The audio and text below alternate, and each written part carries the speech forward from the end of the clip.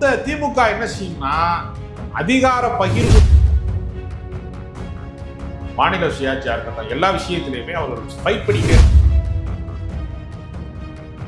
ஆனால் அவர்கள் பாஜகவிற்கு ஒரு ஊதுகுழலாக மாறி இவங்களோட கூட்டணி சேர்வதன் மூலமாக ஓட்டுகளை பிரிக்க முடியுமே. அந்த அதிமுக வேணாம் திமுக வேணாங்கிற இடத்துல அதை நம்பிதான் திமுக எடுத்துச்சுன்னா திமுகவும் பலவீனமாயிடும். அப்ப இவ்வளவு அதிருப்தி இருக்கிற போது காங்கிரஸ் தொடர சொல்லுகிறார். நடக்கிறது ஓட்டு அரசியல். நீங்க மக்களாட்சி தத்துவத்துக்கு எதிரானவர் என்றுதான் ஒரு சர்வாதிகாரத்தை நோக்கி நகர்வதா தான் வழக்கு விசாரணைகள் தொடர்ச்சியாக ஒரு 20 எம்எல்ஏக்கள் உத்தரவாதமாக ஜெயிக்கக்கூடிய வாய்ப்பு, வெற்றி உறுதியா இருக்கா இல்லையா? நம்பகமான விஷயங்களை தொடர்ந்து உரையாடி வருகிற நியூஸ் போக்கஸ் தமிழ் சேனலை சப்ஸ்கிரைப் பண்ணுங்க, தொடர்ந்து ஆதரவு தாருங்கள்.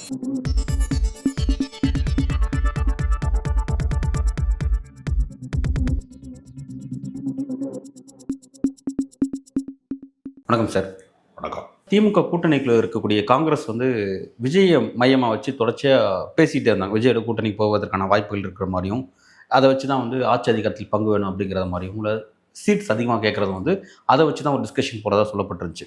இப்போ இன்றைக்கி ஒரு செய்தி கட்டுரை வெளியே இருந்தது. அந்த செய்தி கட்டுரை என்ன சொல்லுது அப்படின்னா, 2026 தேர்தலுக்கு பிறகு திமுக பாஜக கிட்ட காட்டக்கூடிய இந்த எதிர்ப்பு அரசியலில் மாற்றம் இருக்கும், அது இதே மாதிரியான போக்கு போகாது. ஏன்னா 2029 மையமாக வச்சு அவங்ககிட்ட சில மாற்றங்கள் ஏற்படும். ஏன்னா பல வழக்குகள்லாம் அவங்க இருக்குது, அதனால் அதோட மாற்றங்கள் வரும். அந்த மாற்றங்கள் வச்சு டிஎம்கேவுடைய அரசியலை இப்போவே காங்கிரஸ் புரிஞ்சுக்கிட்டாங்க.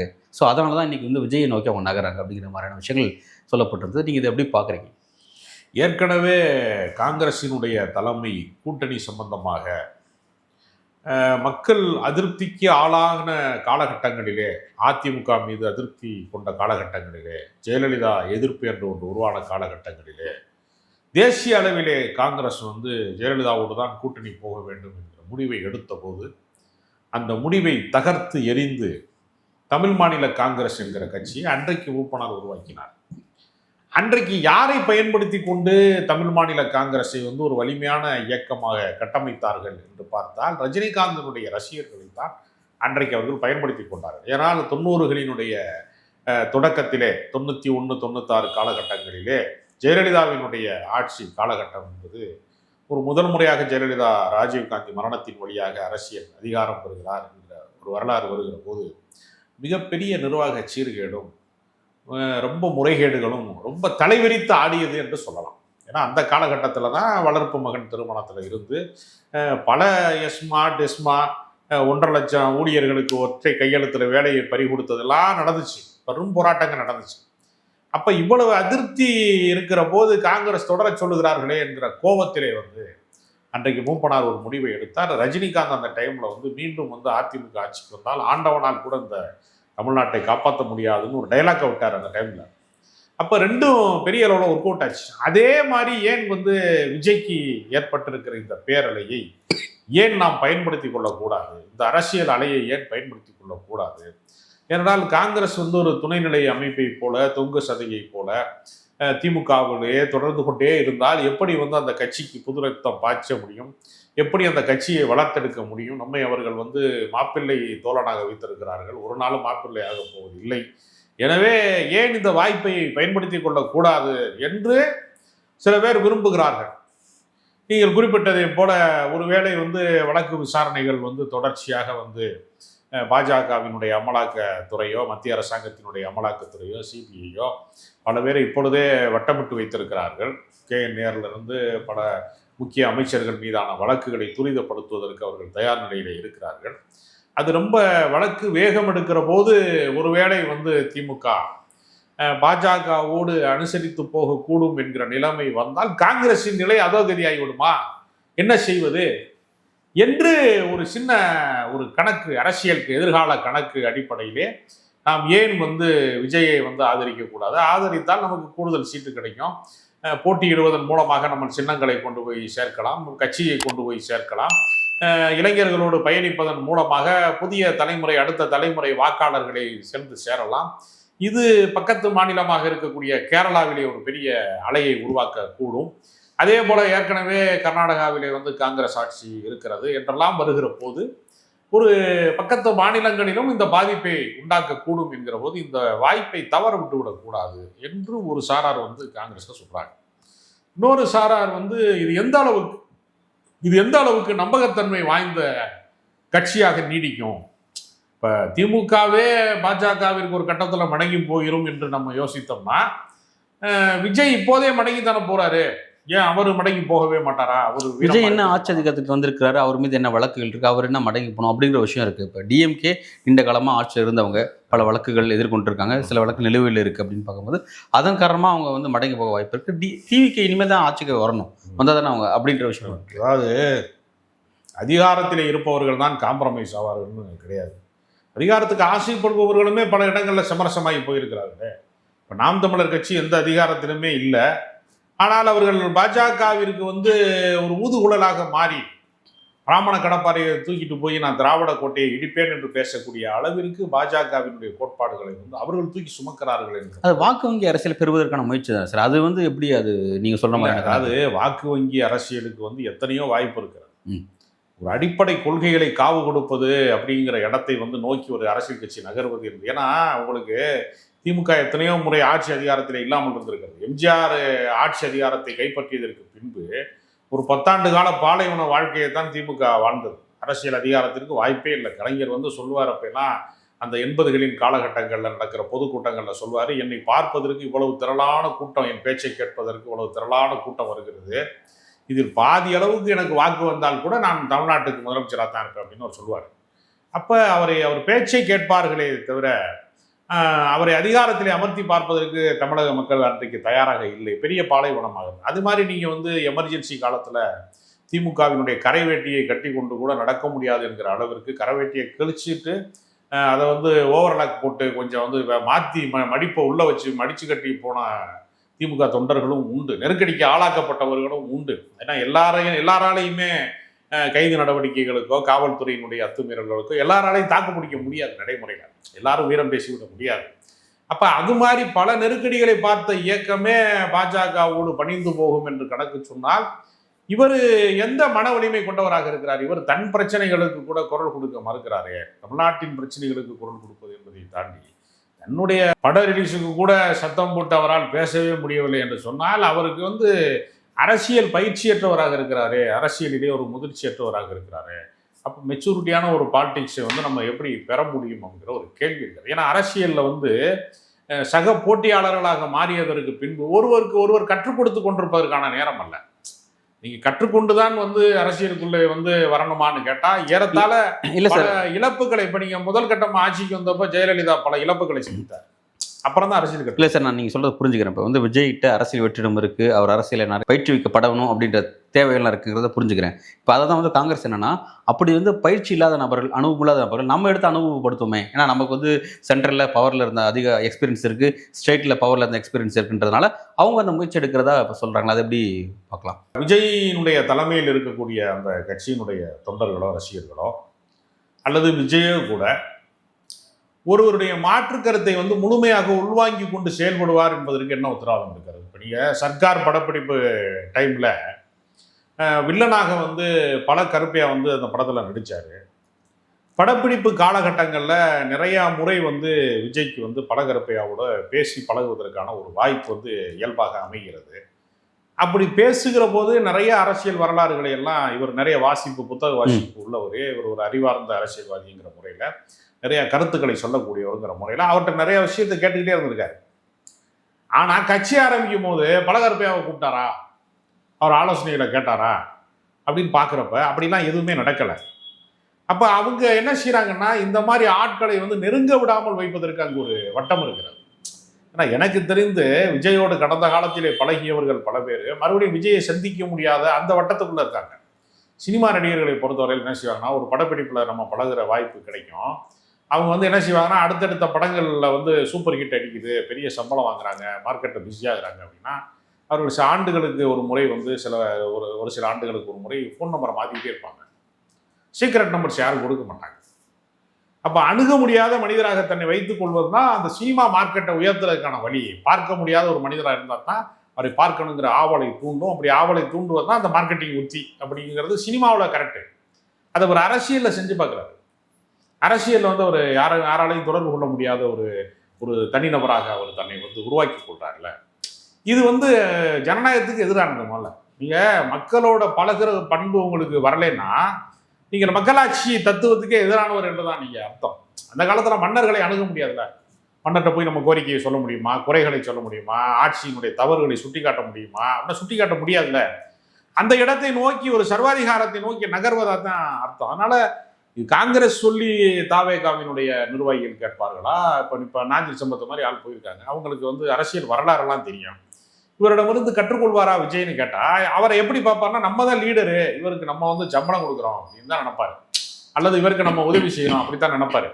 அப்ப அந்த மனநிலையில இருந்துட்டாலே அவங்களுக்கு வந்து அவரை வந்து ஒரு குருவாக பார்த்து. சரி, ஓகே சார், நான் நீங்கள் சொல்றது புரிஞ்சுக்கிறேன். இப்போ வந்து விஜய் கிட்ட நிறைய விமர்சனத்தை நீங்கள் முன்வைக்கிறீங்க, தலைமைத்துவ பண்பு பற்றி நிறைய நீங்கள் கேள்விகள் முன்வைக்கிறீங்க. இவ்வளவு விஷயங்கள் இருந்தாலும் கூட அவருக்கு வந்து ஒரு மிகப்பெரிய திமுக கட்டி அதிமுக கட்டி இல்லாத ஒரு இளைஞர் சக்தி இருக்கு. இப்போ காங்கிரஸ் அதை தான் நோட் பண்றாங்க. இந்த இளைஞர் சக்தி தான் இன்னும் வருங்காலத்தில் தமிழக அரசியலை தீர்மானிக்க போகுது. அது ஒரு 30-40 ஆண்டுகளை தான் தீர்மானிக்க போகுது. ஆல்மோஸ்ட் வந்து அந்த சக்தி யாருன்னு இல்லை அப்படிங்கிறத காங்கிரஸ் பார்க்குறாங்க. ஸோ இப்போ அதை கணக்கு வச்சு தான் அவங்க அதை நோக்கி கணக்கு பண்ணுறாங்க. நம்ம அதை ஏதாவது கையகப்படுத்தலாம், அதை வந்து அரசியல்படுத்தலாம் அப்படின்ற மாதிரி முயற்சி செய்கிறாங்க. அப்போ அந்த முயற்சி காங்கிரஸ் நினைக்கூடிய அந்த முயற்சி கை கொடுக்குமா கை கொடுக்காத நீங்கள் அதை எப்படி பார்க்குறீங்க? இல்லை, நான் இதை எப்படி பார்க்குறேன்னா, காங்கிரஸ் வந்து பரிசோதனை முயற்சியில் இப்போ பளிச்சுன்னு இறங்க முடியாது அவரால். ஏன்னா திமுக கூட்டணி அவர்களுக்கு இந்த வினாடி வரைக்கும் அது வெற்றி கூட்டணி. இந்த கடந்த நடந்து முடிந்த நாடாளுமன்ற தேர்தலில் வரைக்கும் 39+1 40க்கு 40 அவர்கள் வெற்றி பெற்றிருக்கிறாங்க. 40ம் நம்மதை வெற்றி பெற்றிருக்காங்க. 10 MP வந்து காங்கிரஸுக்கு அவங்க அவங்களுடைய கூட்டணியின் வழியாக பெற்றிருக்கிறாங்க. இப்பயும் சட்டமன்ற உறுப்பினர்கள் என்று வருகிற போது 25 சீட்டை வந்து அவங்க 40 சீட்டா வந்து பேரத்தை வந்து உயர்த்தக்கூடிய இடத்துல தான் இப்போ இருக்காங்க. அப்போ அது 40 என்பது ஒரு 30ஆக கூட அவர்களுக்கு கணிந்து வரும் என்று சொன்னால், ஒரு சில தொகுதிகளில் தோற்றால் கூட ஒரு 25 எம்எல்ஏக்களுக்கான உத்தரவாதம் இருக்குது. ஒரு 20 எம்எல்ஏக்கள் உத்தரவாதமாக ஜெயிக்கக்கூடிய வாய்ப்பு என்பது புதிதாக கட்டமைப்பு இல்லாத ஒரு கட்சியில போய் உடனே கிடைக்குமா அப்படின்னு பார்த்தா, இன்னைக்கு தேர்தல் அரசியல் என்பது முழுக்க கருத்துக்களுக்கான அரசியலாக இல்லை. எல்லா கட்சிகளும் ஒரு கார்ப்பரேட் கம்பெனிகளை போல நிறமாறி கிடக்கிற அந்த காலத்துல 10 கோடி ரூபாய் தொகுதிக்கு செலவு பண்ணக்கூடிய தகுதி யாருக்கு இருக்கிறதோ அவர்கள் தான் வந்து வெல்ல முடியும் என்கிற கலாயதார்த்தம் இருக்கிறது. காங்கிரஸ் என்ன காசு இல்லாத கட்சியா, பணம் செலவு பண்ண தயங்குற கட்சியா? காசு இல்லாத கட்சி கிடையாது காங்கிரஸ். காங்கிரஸ் வந்து வசதி படைத்தவர்களுக்கான கட்சி. ஆனால் வெற்றி உறுதியா இருக்கா இல்லையா, நீங்க கன்ஃபார்ம் ஆகாத டிக்கெட்ல வந்து நீங்க பயணம் பண்றதுக்கும் டிக்கெட் ரிசர்வேஷன் கன்ஃபார்ம் ஆனதுக்கு பயணிக்கிறதுக்கு வித்தியாசம் இருக்கா இல்லையா? தாவேக்காக்கு இப்போ பாதியில இறக்கி விட்டாங்கன்னா வண்டியில தாவேக்காக்கு இப்போ 40% வாக்கு வங்கி இருக்குன்னு சொல்லிட்டு இருக்காங்க சார். அது ஒரு கற்பனாவாதமான. சரி சரி, குறைஞ்சபட்சம் ஒரு 15-20% வச்சுக்கோங்களேன், காங்கிரஸோட ஒரு % வச்சுக்கோங்களேன். அது நம்ம உறுதிப்படுது. அது நீ உண்மையிலேயே 40% இருந்துச்சுன்னு வச்சுக்கோங்க, ஒட்டுமொத்த கூட்டணியுமே போயிடுவாங்க. யாருமே போகலைங்கிறது காரணம் என்னன்னா, அது நிரூபிக்கப்படாத அன்டெஸ்டட்ங்கிறதான. அது வந்து இந்த நிமிடம் வரைக்குமே அவங்க யாருன்னு அவங்களுக்கே தெரியலையே. நீங்க நான் என்ன சொல்றேன்னா, காங்கிரஸ்காரன் கண்டுபிடிக்கிறதுல அப்புறம் அவங்களாம் மார்க்கெட்டிங் பண்ணிக்கிறாங்க. 40% இருக்கு, 28% இருக்குன்னு மாற்றி மாற்றி சொல்லிட்டே தர்றாங்க. அதுக்கு என்ன உத்தரவாதம் இருக்கிறது? அது உண்மையிலே அப்படி ஒரு உத்தரவாதம் இருக்கிறதா அப்படின்னு ஒரு கேள்வி இருக்கிறது. நீங்க இன்னொரு காமெடியான ஒரு விஷயம் இருக்கு. ஏற்கனவே வந்து திமுக கூட்டணிகள்லாம் சேர்ந்து 46% வரைக்குமே அவங்க கூட்டணியில் இருக்குங்கிறாங்க. ஏறத்தாழ 36% வரைக்குமே என்டிஏ கூட்டணின்னு சொல்லக்கூடிய இந்த அதிமுக சார்ந்த கூட்டணிகளுக்கு 36% இருக்கு. ரெண்டையும் கூட்டணின்னா மிச்சம் 40% மேலே வராது. அது 70 மாறிக்கிறோம். அதுக்கு பின்னாடி வந்து கிடையாது. அதுக்கு பின்னாடி 80% ஆயிடும் ஏறத்தாழ. அப்போ 20% வாக்கு வங்கி தான் வெளியில் இருக்கு. அதில் வந்து கொஞ்சம் பேர் ஓட்டு போட வரமாட்டான். அவனையும் நம்ம பார்க்கணும். எல்லா முறையுமே ஒரு 70% தான் வாக்குப்பதிவு ஆகும். அப்ப இது எவ்வளவு தூரத்துக்கு உண்மைன்னு ஒரு கேள்வி இருக்குல்ல, அது வந்து நிரூபிக்கப்படாத ஒரு ஆற்றலாக இருக்கிற பட்சத்துல அவரை நோக்கி வந்து அதான் சார் நீங்க சொல்றதுல கணக்கெல்லாம் கரெக்ட். அப்போ என்னன்னா அந்த பேட்டில் அந்த களத்துல விஜய் இல்லாத போதும் இவங்களுக்கு 36 உங்களுக்கு 46. இப்போ விஜய் வந்துட்டாரு. இப்போ வரும்பொழுது இப்போ ஆட்டோமேட்டிக் அவங்ககிட்ட 2 பேர்கிட்ட உடைய தானே போகுது. இல்லை, அது வந்து நம்ம இது வந்து திமுகவும் வேணாம் அதிமுகவும் வேணாம்னு சொல்லக்கூடியவர்களுக்கு தமிழ்நாட்டில் நிரந்தரமாக 10% வாக்கு வங்கி இருக்கு. அது எப்பவுமே சுழற்சி முறையில் இருக்காது, ஒரு ஆள்கிட்ட நிற்காது. அதை நம்பி தான் ராமதாஸ் வந்து பாட்டாளி மக்கள் கட்சி தொடங்கினாரு. அப்புறம் அதை நம்பி தான் வந்து மதிமுக வந்தது. அந்த அதிமுக வேணாம் திமுக வேணாங்கிற இடத்துல அதை நம்பி தான் தேமுதிக வந்தது. அதை நம்பித்தான் நாம் தமிழர் கட்சி வந்தது. அதை நம்பித்தான் இப்போ தாவேகா வந்திருக்கு. இந்த 10% வாக்கு வங்கி என்பது கொஞ்சம் எமோஷ்னலா ஓட்டு போடுற ஒரு கூட்டம் இருந்தா விஜயகாந்துக்கு 11% இருக்கு. இது ஒரு 15% அப்படி ஏதாவது வேணா வாய்ப்பு இருக்கே தவிர பெரிய அளவுல வந்து அதிகார மையமா மாறுவதற்கான சாத்தியக்கூறுகளோடு அது இல்லை.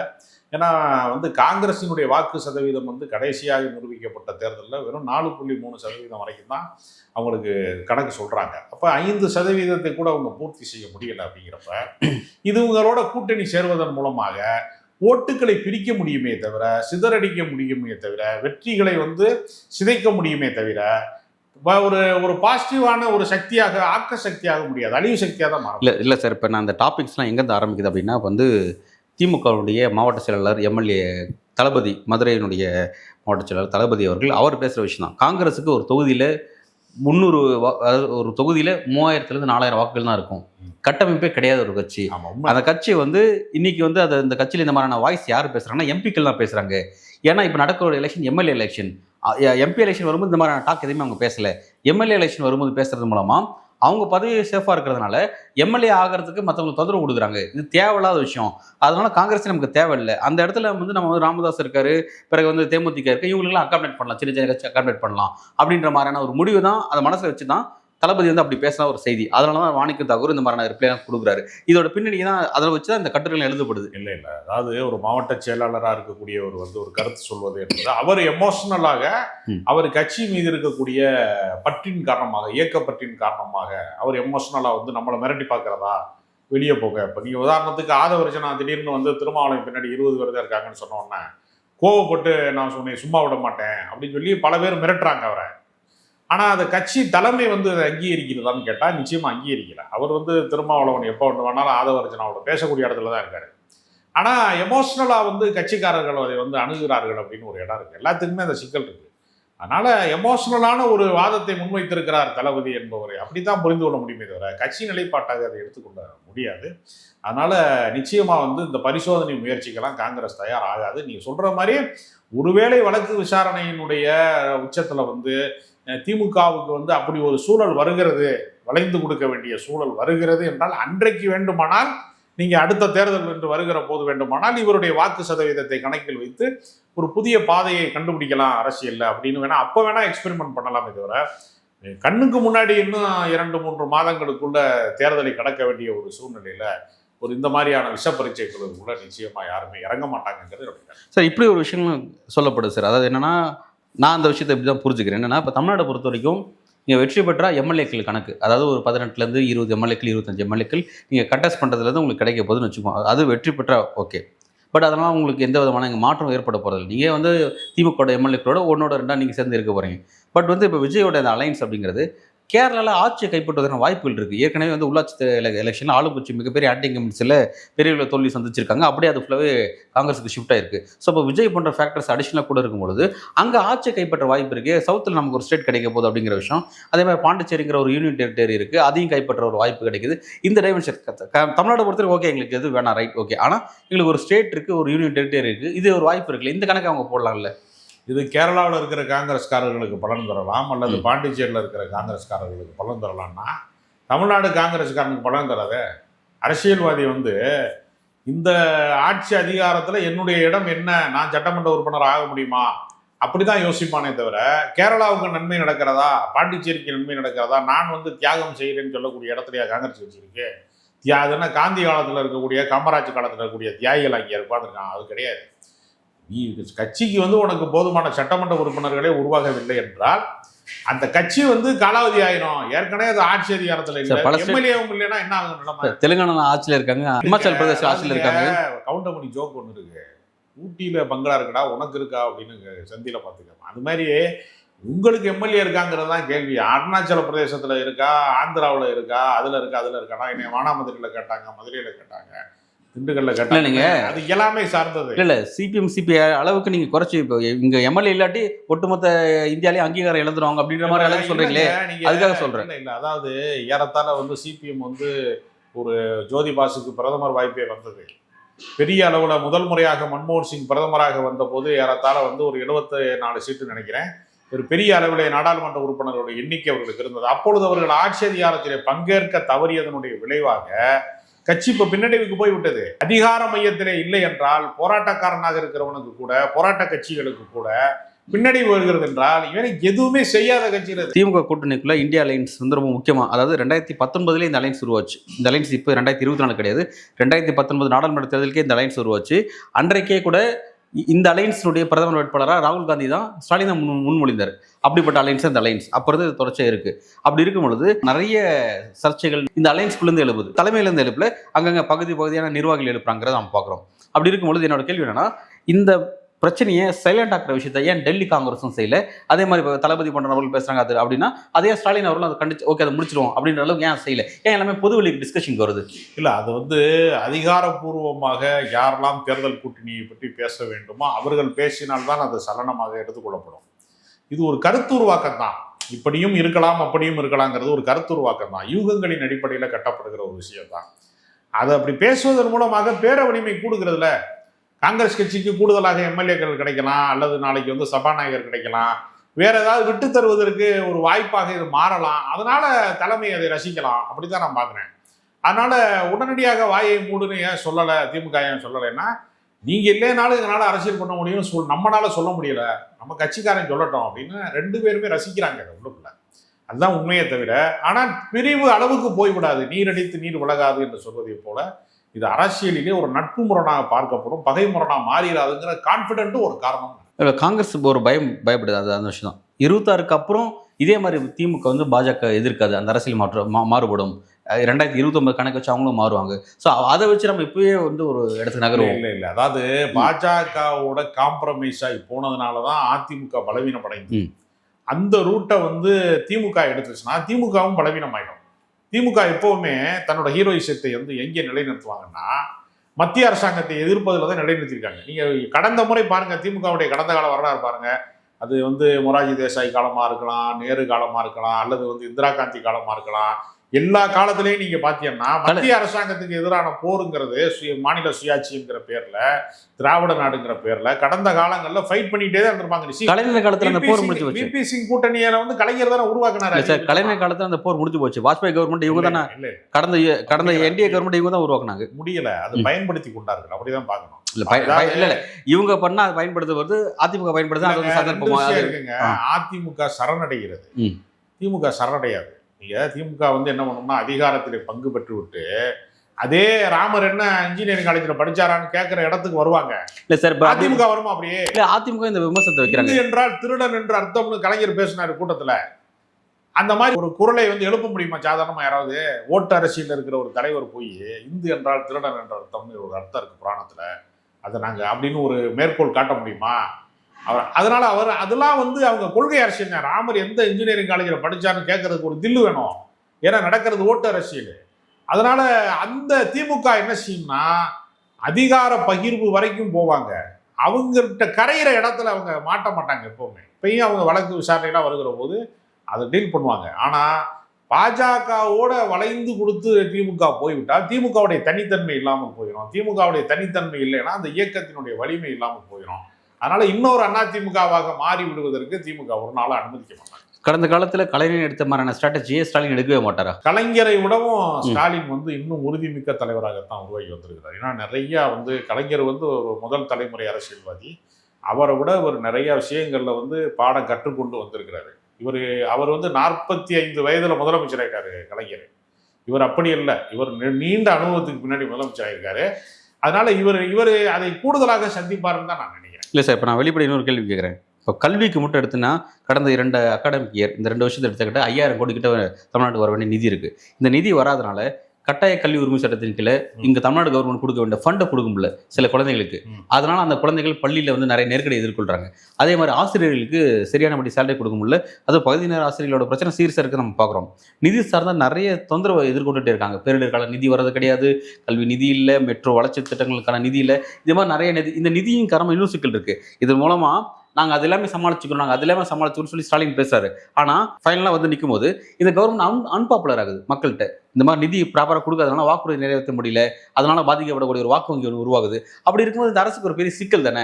அப்படி இருக்கும்போது அந்த டைமென்ஷன் வச்சது கலைஞர் இந்த மாதிரி சிக்கல் வரக்கூடாது தான் அவர் அன்னைக்கு அந்த நிலைப்பாடு எடுத்தார். ஆனால் இன்னைக்கு இதே மாதிரி ஸ்டாலின் இன்னும் என்டையர் பேலன்ஸ் இருக்கிற இன்னும் ஒரு 4.5 வருஷத்தையும் இப்படி கொண்டு போவாரா?